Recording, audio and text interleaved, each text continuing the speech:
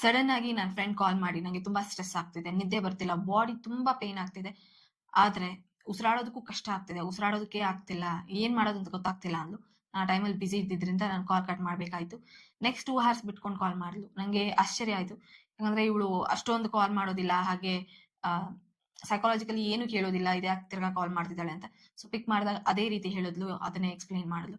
So ನಾನ್ ಕೇಳ್ದೆ, ಯಾವ body part ತುಂಬಾ ಪೇನ್ ಆಗ್ತಿದೆ ಅಂದಾಗ ಶೋಲ್ಡರ್ಸ್ ಅಂದ್ಲು. ಸೊ ಯಾವ ರೆಸ್ಪಾನ್ಸಿಬಿಲಿಟಿ ಹೊತ್ಕೊಂಡಿದ್ಯಾ ಅಂತ ಕೇಳಿದಾಗ ಆಬ್ವಿಯಸ್ಲಿ ಅವಳಿಗೆ 2-3 ರೆಸ್ಪಾನ್ಸಿಬಿಲಿಟೀಸ್ ಇತ್ತು ಫೈನಾನ್ಷಿಯಲಿ. ಸೊ ಆ ರೆಸ್ಪಾನ್ಸಿಬಿಲಿಟೀಸ್ ನ ಒಂದ್ 2-3 ದಿವಸದಿಂದ ಹೊತ್ಕೊಂಡಿದ್ದಾಳೆ. ಸೊ ಅದಕ್ಕಾಗಿ ಅವಳಿಗೆ ಶೋಲ್ಡರ್ ಪೇನ್ ಬಂದಿದೆ. ಸೊ ನಮ್ಗೆಲ್ಲ ಏನಾದ್ರೂ ರೆಸ್ಪಾನ್ಸಿಬಿಲಿಟೀಸ್ ಅಥವಾ ಏನಾದ್ರೂ ಬೇರೆ ಬೇರೆ ತೊಂದರೆಗಳಾದಾಗ ನಮ್ಮ ಬಾಡಿ ಪಾರ್ಟ್ಸ್ ಪೇನ್ ಕೊಡುತ್ತೆ. ಆ ಪೇನ್ ಮೂಲಕ ನಾವು ಕಂಡುಹಿಡಿತೀವಿ ಏನಾಗ್ತಿದೆ ಅಂತ. ಒಂದೊಂದು ಪ್ರಾಬ್ಲಮ್ಗೆ ಒಂದೊಂದು ಬಾಡಿ ಪಾರ್ಟ್ ಪೇನ್ ಕೊಡುತ್ತೆ. ಸೊ ಅದು ಸಿಗ್ನಲ್ ಕೊಡ್ತಾ ಇರುತ್ತೆ, ಇದಾಗ್ತಿದೆ ನಿನ್ನ ಬಾಡಿಗೆ ಅಂಡ್ ನಿನ್ನ ಮೈಂಡ್ಗೆ ಅಂತ. ಸೊ ನಾವು ಅದರ ಮೂಲಕ ಸೈಕಾಲಜಿಸ್ಟ್ ಆಗಿ ಕಂಡುಹಿಡ್ಕೊಂತೀವಿ ಏನ್ ಇಶ್ಯೂಸ್ ಆಗ್ತಿದೆ. ಕೆಲವೊಂದ್ಸತಿ ಕ್ಲೈಂಟ್ಗೆ ಗೊತ್ತಿರಲ್ಲ ಏನಾಗ್ತಿದೆ ಅಂತ, ಅಂಡ್ ನಾವು ಕಂಡುಹಿಡ್ಕೊಂತೀವಿ. ಸೊ ಎಲ್ಲರಿಗೂ ನಮಸ್ಕಾರ, ನಾನು Monika Narayana Swamy, counselling psychologist, reiki practitioner and hypnotherapist. So stress ಆಗೋದು ಯಾವಾಗ? ಕಾರ್ಟಿಸಾಲ್ಸ್ ಇಂದ. ಕಾರ್ಟಿಸಾಲ್ಸ್ ಅನ್ನೋ ಹಾರ್ಮೋನ್ಸ್ ಇಂದ ನಮಗೆ ಸ್ಟ್ರೆಸ್ ಆಗುತ್ತೆ. ಕಾರ್ಟಿಸಾಲ್ಸ್ ಅಂದ್ರೆ ಏನು? ಕಾರ್ಟಿಸಾಲ್ಸ್ ಅಂದ್ರೆ ಒಂದು ಸ್ಟ್ರೆಸ್ ಹಾರ್ಮೋನ್. ಅದು ನಮ್ಮ ಬಾಡಿಗೆ ಡೇಂಜರ್ ಅಂತ ಸಿಗ್ನಲ್ ಕೊಡ್ತಾ ಇರುತ್ತೆ. ನಮ್ಮ ಬಿ.ಪಿ ನ ಇನ್ಕ್ರೀಸ್ ಮಾಡ್ಬೋದು, ಡಿಕ್ರೀಸ್ ಮಾಡ್ಬೋದು. ಕೆಲವೊಬ್ರು ತುಂಬಾ ಸುಸ್ತಾಗಿ ಹೋಗ್ತಾರೆ, ಅಂಡ್ ಕೆಲವೊಬ್ರು ಅಲರ್ಟ್ ಆಗಿ ಹೋಗ್ತಾರೆ, ಅವ್ರಿಗೆ ನಿದ್ದೆ ಬರೋದಿಲ್ಲ, ಅಥವಾ ತುಂಬಾ ಜನಕ್ಕೆ ಓವರ್ ವೆಯ್ಟ್ ಆಗ್ತಾರೆ ಸ್ಟ್ರೆಸ್ ಇದ್ದಾಗ. ಫಾರ್ ಎಕ್ಸಾಂಪಲ್ ಸ್ಟೂಡೆಂಟ್ಸ್, ಅವ್ರಿಗೆ ಏನಾದ್ರು ಎಕ್ಸಾಮ್ ಬಂದಾಗ ಓವರ್ ವೆಯ್ಟ್ ಆಗ್ತಾರೆ, ಅಥವಾ ಕೆಲವೊಬ್ರು ಸಣ್ಣ ಆಗ್ತಾರೆ. ಇನ್ ತುಂಬಾ ವಯಸ್ಸಾದವ್ರಿಗೆ ಅಂದ್ರೆ ಅಡಲ್ಟ್ಸ್ಗೆ ಅವ್ರಿಗೆ ಶಿವರ್ ಆಗುತ್ತೆ, ತುಂಬಾ ನಡ್ಕ ಬರುತ್ತೆ, ಅದರ್ತಾ ಇರ್ತಾರೆ ತುಂಬಾ. ಸೊ ಶಿವರ್ ಬಂದಾಗ ಬಾಡಿ ಅವ್ರು ಕಂಟ್ರೋಲ್ ಮಾಡಕ್ಕಾಗಲ್ಲ. ಕೈ ಶಿವರ್ ಆಗ್ತಾ ಇದ್ರೆ ಹಿಡ್ಕೊಂಡ್ರು ಅದು ಕಂಟ್ರೋಲ್ ಆಗಲ್ಲ, ಶಿವರ್ ಆಗ್ತಾನೆ ಇರುತ್ತೆ ನಿಮ್ಮ ಬಾಡಿ. ಸೊ ಅಷ್ಟೊಂದು ಸ್ಟ್ರೆಸ್ ತಗೊಂಡ್ರೆ ಈ ತರ ಆಗುತ್ತೆ ಕಾರ್ಟಿಸಾಲ್ಸ್ ಇಂದ. ನಮ್ಗೆ ಸ್ಟ್ರೆಸ್ ಬಂದಾಗ ಆಬ್ವಿಯಸ್ಲಿ ನಮ್ಗೆ ಫಿಸಿಕಲಿ ಅಂಡ್ ಎಮೋಷನಲಿ ಸೈಕಾಲಜಿಕಲಿ ನಮ್ಗೆ ತುಂಬಾ ಸ್ಟ್ರೈನ್ ಆಗುತ್ತೆ, ತುಂಬಾ ವೀಕ್ ಆಗ್ತೀವಿ. ಸೊ ನಾನೀಗ ಮಾತಾಡ್ತಾ ಇರೋದು ಫಿಸಿಕಲ್ ಲೆವೆಲ್ ಅಲ್ಲಿ ಹೇಗೆ ನಮ್ಮ ಕಾರ್ಟಿಸಾಲ್ಸ್ ನ ಬ್ಯಾಲೆನ್ಸ್ ಮಾಡೋದು, ಹೇಗೆ ನಮ್ಮ ಬಾಡಿನ ಪ್ರೊಟೆಕ್ಟ್ ಮಾಡೋದು, ಹಾಗೆ ನಮ್ಮ ಮೈಂಡ್ ನ ಹೇಗೆ ರಿಲ್ಯಾಕ್ಸ್ ಮಾಡೋದು ಅಂತ ಅದ್ರ ಬಗ್ಗೆ ಮಾತಾಡ್ತಾ ಇದ್ದೀನಿ.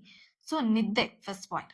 ನಾವು ನಿದ್ದೆನ ಕರೆಕ್ಟ್ ಆಗಿ ಮಾಡ್ಬೇಕಾಗುತ್ತೆ. ಎಲ್ಲಾ ಡಾಕ್ಟರ್ಸ್ ಹೇಳ್ತಾರೆ, ಎಲ್ಲಾ ಸೈಕಾಲಜಿಸ್ಟ್ ಹೇಳ್ತಾರೆ, ಎಲ್ಲಾ ಮನುಷ್ಯರು ಹೇಳ್ತಾರೆ, ಮನೇಲಿ ದೊಡ್ಡವರು ಹೇಳ್ತಾ ಇರ್ತಾರೆ ನಿದ್ದೆ ಚೆನ್ನಾಗಿ ಮಾಡ್ಬೇಕು ಅಂತ. ಇಲ್ಲಾಂದ್ರೆ ನಮ್ಮ ಎಲ್ಲಾದ್ರೂ ಡಿಸ್ಟರ್ಬ್ ಆಗೋಗುತ್ತೆ. ನಮ್ಮ ಬಾಡಿ, ನಮ್ಮ ಮೈಂಡ್, ನಮ್ಮ ವರ್ಕ್, ನಮ್ಮ ಸುತ್ತಮುತ್ತ ಇರೋ ಎನರ್ಜೀಸ್, ನಮ್ಮ ಸುತ್ತಮುತ್ತ ಇರೋ ಜನ ಎಲ್ಲಾದ್ರಲ್ಲೂ ಚೇಂಜಸ್ ಕಾಣಿಸುತ್ತೆ. ಸೊ ನಿದ್ದೆ ಪ್ರಾಪರ್ ಆಗಿ ಮಾಡ್ಬೇಕು. ರಾತ್ರಿ 11 ಗಂಟೆ ಒಳಗೆ ನಿಮ್ ನಿದ್ದೆ ಮಾಡ್ಬಿಡ್ಬೇಕು. ಸೊ ಬೆಳಿಗ್ಗೆ ನೀವು 6 ಗಂಟೆ ಚಳಿ ಅಂದ್ರೆ ಎದ್ದೊಳೋದಕ್ಕೆ ಕಷ್ಟ ಆದ್ರೆ 7 ಗಂಟೆ ಒಳಗೆ ಆದ್ರೂ ನೀವು ಎದ್ದೊಳಬೇಕು. ಮಧ್ಯದಲ್ಲಿ ನಿಮ್ಗೆ ಏನಾದ್ರು ನಿದ್ದೆಯಿಂದ ಎಚ್ಚರ ಆದ್ರೆ ಆಬ್ವಿಯಸ್ಲಿ ಕಾರ್ಟಿಸಾಲ್ಸ್ ಜಾಸ್ತಿ ಇದ್ದಾಗ ಎಚ್ಚರ ಆಗುತ್ತೆ. ಆಗ ಸ್ಟ್ರೆಸ್ ತಗೊಂಡಿರ ಕಾಮ್ ಮಾಡಿ, ಬ್ರೀದಿಂಗ್ ಎಕ್ಸರ್ಸೈಸ್ ಮಾಡಿ ಮತ್ತೆ ಮಲ್ಕೊಳ್ಳಿ.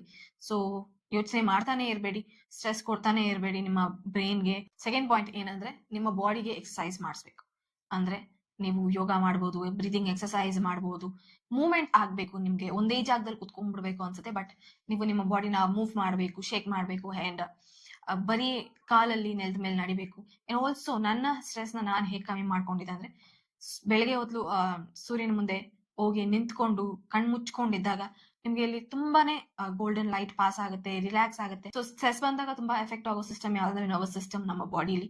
ಸೊ ನಿಮ್ಮ ನರ್ವಸ್ ಸಿಸ್ಟಮ್ ಆಕ್ಟಿವೇಟ್ ಆಗುತ್ತೆ, ಕಾಮ್ ಆಗುತ್ತೆ, ಅಂಡ್ ರಿಲ್ಯಾಕ್ಸ್ ಆಗುತ್ತೆ ನಿಮ್ಮ ನರ್ವಸ್ ಸಿಸ್ಟಮ್ಗೆ ಬಿಸಿಲು ಬಿದ್ದಾಗ. ಸೊ ತುಂಬಾನೇ ಎಫೆಕ್ಟಿವ್ ಆಗಿರೋದಂದ್ರೆ ಸನ್ಲೈಟ್. ನಿಮ್ಗೆ ಸ್ಟ್ರೆಸ್ ಇದ್ದಾಗ ದಯವಿಟ್ಟು ಸೂರ್ಯನ ಬೆಳಕಿನ ಮುಂದೆ ಹೋಗಿ ನಿಂತ್ಕೊಳ್ಳಿ. ಅಂಡ್ ಥರ್ಡ್ ಪಾಯಿಂಟ್ ಬಂದು ಹೆಲ್ತಿ ಫುಡ್ಸ್.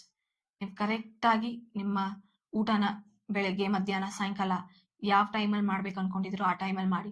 ಊಟನ ಸ್ಕಿಪ್ ಮಾಡ್ಬಿಡಿ. ಯಾಕಂದ್ರೆ ನಿಮ್ಮ ಬಾಡಿ ಆಬ್ವಿಯಸ್ಲಿ ಸ್ಟ್ರೈನ್ ಆಗಿರುತ್ತೆ, ಅದಕ್ಕೆ ಕರೆಕ್ಟ್ ಆಗಿ ಊಟ ಹೋಗ್ಲಿಲ್ಲ ಅಂದ್ರೆ ಇನ್ನೂ ಸ್ಟ್ರೈನ್ ಆಗುತ್ತೆ, ಅಂಡ್ ಕಾನ್ಸ್ಟಿಪೇಷನ್ಸ್ ಬರ್ಬೋದು, ಅಥವಾ ಗ್ಯಾಸ್ಟ್ರಿಕ್ಸ್ ಆಗ್ಬೋದು, ತುಂಬಾನೇ ಸ್ಟಮಕ್ ಅಪ್ಸೆಟ್ಸ್ ಆಗುತ್ತೆ. ಅಂಡ್ ನಿಮ್ಗೆ ಯೋಚನೆ ಮಾಡೋದಕ್ಕೂ ಶಕ್ತಿ ಇರೋದಿಲ್ಲ. ಅನ್ವಾಂಟೆಡ್ ಆಗಿ ಏನೋ ಯೋಚನೆ ಮಾಡ್ತೀರಾ, ನಿಮ್ಗೆ ಬೇಕಾಗಿರೋ ಕೆಲಸನ ನೀವು ಮಾಡೋದಕ್ಕಾಗೋದಿಲ್ಲ, ಸುಮ್ಮನೆ ಟೈಮ್ ನ ವೇಸ್ಟ್ ಮಾಡಕ್ ನೋಡ್ತೀರಾ. ಸೊ ಊಟನ ಕರೆಕ್ಟ್ ಟೈಮ್ಗೆ ಮಾಡಿ. ಅಂಡ್ ಆಲ್ಸೋ ತುಂಬಾ ಜನ ಸ್ಟ್ರೆಸ್ ಇದ್ದಾಗ ಕಾಫಿನ ಕುಡಿತಾರೆ. 1 ಕಪ್ ಓಕೆ, ಅಥವಾ ಬೆಳಗ್ಗೆ 1 ಕಪ್ ಕುಡಿದು ಸಾಯಂಕಾಲ 1 ಕಪ್ ಕುಡಿದ್ರೇನೋ ಓಕೆ. ಯಾವಾಗ್ಲೂ ಕಾಫಿ ಟೀ ಕುಡಿತಾನೆ ಇದ್ರೆ ಆಬ್ವಿಯಸ್ಲಿ ನಿಮ್ಮ ಸ್ಟಮಕ್ ಅಪ್ಸೆಟ್ ಆಗುತ್ತೆ, ನಿಮ್ಗೆ ಕೆಲಸ ಮಾಡೋದಕ್ಕೆ ಶಕ್ತಿ ಇರೋದಿಲ್ಲ. ಜಾಸ್ತಿ ನೀವು ಸ್ಟ್ರೆಸ್ ಅಲ್ಲಿ ಇದ್ದಾಗ ಕೆಫೇನ್ ಬೇಕು ಅನ್ಸ್ತಾ ಇರುತ್ತೆ. ಸೊ ಕಾಫಿನ ಅಂಡ್ ಟೀನ ತುಂಬಾನೇ ಲಿಮಿಟೆಡ್ ಮಾಡ್ಕೊಳ್ಳಿ. ಅಥವಾ ತುಂಬಾ ಜನ ನಾನಂತೂ ಕಂಪ್ಲೀಟ್ ಆಗಿ ಸ್ಟಾಪ್ ಮಾಡ್ಬಿಡ್ತೀನಿ ಸ್ಟ್ರೆಸ್ ಬಂದಾಗ ಕಾಫಿ ಟೀನ. ಸೊ ನೀವು ಸ್ಟಾಪ್ ಮಾಡ್ಬೋದು ನಿಮ್ಮ ಸ್ಟ್ರೆಸ್ ನಾರ್ಮಲೈಸ್ ಆಗೋವರೆಗೂ.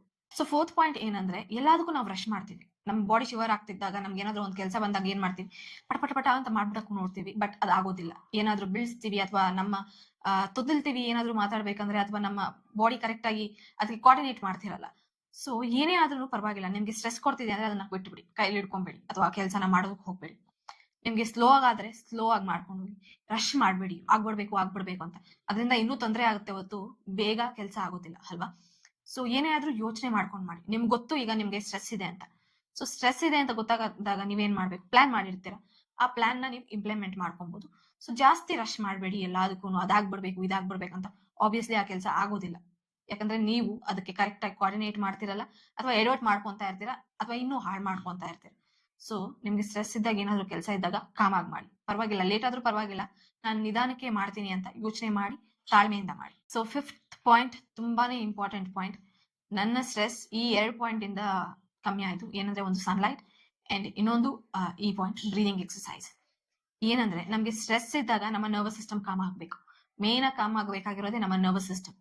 ಸೊ ಬ್ರೀದಿಂಗ್ ಎಕ್ಸರ್ಸೈಸ್ ಅಲ್ಲಿ ನಾವು 4 ಸೆಕೆಂಡ್ಸ್ ಹಿನ್ನೇಲ್ ಮಾಡ್ತೀವಿ. ಅಂದ್ರೆ ಉಸಿರ್ನ 4 ಸೆಕೆಂಡ್ಸ್ ಹಿನ್ನೇಲ್ ಮಾಡ್ತೀವಿ. ಇನ್ಹೇಲ್ ಮಾಡ್ಬೇಕಾದ್ರೆ 1 2 3 4 ಅಂತ ನಿಮ್ಗೆ ಗೊತ್ತಾಗುತ್ತೆ. ಡೀಪ್ ಆಗಿ ಬ್ರೀದ್ ಮಾಡಿ ಹೋಲ್ಡ್ ಮಾಡ್ತೀವಲ್ಲ, ಅದ್ರಲ್ಲೇ ನಮ್ಮ ಸ್ಟ್ರೆಸ್ ರಿಲೀಸ್ ಆಗೋದು. ಅದನ್ನ ಹೋಲ್ಡ್ ಮಾಡ್ಬೇಕು, ಹಿಡ್ದಿಟ್ಕೊಬೇಕು ನಮ್ಮ ಉಸಿರ್ನ. ಎಷ್ಟು ಸತಿ ಹಿಡ್ದಿಟ್ಕೊಂತೀರೋ ಅಷ್ಟು ಒಳ್ಳೇದು. 6 ಕೌಂಟ್ಸ್ ಅಲ್ಲೂ ಹಿಡ್ದಿಟ್ಕೊಬಹುದು, ಅಥವಾ 8 ಕೌಂಟ್ಸ್ ಅಲ್ಲೂ ನೀವು ಹಿಡ್ದಿಟ್ಕೊಬಹುದು. ಅಂಡ್ ರಿಲೀಸ್ ಮಾಡ್ಬೇಕಾದ್ರೆ ತುಂಬಾ ಲಾಂಗ್ ಆಗಿ ರಿಲೀಸ್ ಮಾಡಿ. 8 ಸೆಕೆಂಡ್, 10 ಸೆಕೆಂಡ್, 12 ಸೆಕೆಂಡ್ಸ್. ಯಾಕಂದ್ರೆ ನಿಮ್ಮ ಸ್ಟ್ರೆಸ್ ಅಷ್ಟೊಂದು ಹೋಲ್ಡ್ ಆಗಿರುತ್ತೆ. ಅದನ್ನ ರಿಲೀಸ್ ಮಾಡ್ಬೇಕಾದ್ರೆ ನಿಧಾನವಾಗಿ ತುಂಬಾ ಲಾಂಗ್ ಆಗಿ ರಿಲೀಸ್ ಮಾಡಿ. ಯಾಕಂದ್ರೆ ನೀವು ಉಸಿರನ್ನ ತಗೊಬೇಕಾದ್ರೆ ಒಂದು 4 ಸೆಕೆಂಡ್ಸ್ಗೆ ತಗೊಂತೀರಾ. ಹೋಲ್ಡ್ ಮಾಡೋದಕ್ಕೆ ತುಂಬಾ ಸ್ಟ್ರೆಸ್ ಇರೋರಿಗೆ ಹೋಲ್ಡ್ ಮಾಡೋದಕ್ಕೆ ಆಗೋದಿಲ್ಲ. ಹಾಗೆ ಮೂಗನ್ನ ಹಿಡಿದಿಟ್ಕೊಂಡು ಅಥವಾ ಉಸಿರನ್ನ ಹಿಡ್ಕೊಳೋದು ತುಂಬಾ ಕಷ್ಟ ಆಗುತ್ತೆ.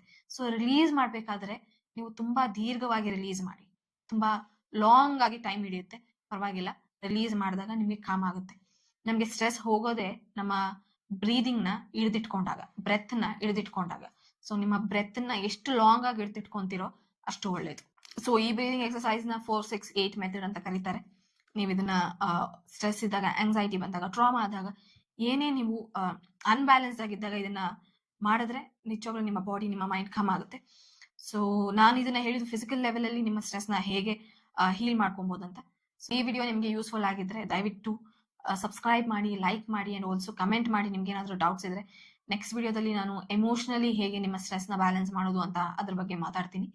ಅಂಡ್ ಆಲ್ಸೋ ಬಾಡಿ ಪಾರ್ಟ್ಸ್ ಹೇಗೆ ಎಫೆಕ್ಟ್ ಆಗುತ್ತೆ ಅನ್ನೋದನ್ನು ನಾನು ಮಾತಾಡ್ತೀನಿ. ನಿಮ್ಗೆ ಯಾವ್ದಾದ್ರು ಬಾಡಿ ಪಾರ್ಟ್ ತುಂಬಾ ಸ್ಟ್ರೆಸ್ ಕೊಡ್ತಿದೆ ಅಂದ್ರೆ ಅದನ್ನ ಕಮೆಂಟ್ ಮಾಡಿ, ನಾನು ಅದ್ರ ಬಗ್ಗೆ ಕೂಡ ವಿಡಿಯೋ ಮಾಡ್ತೀನಿ. I hope this was useful. Thank you.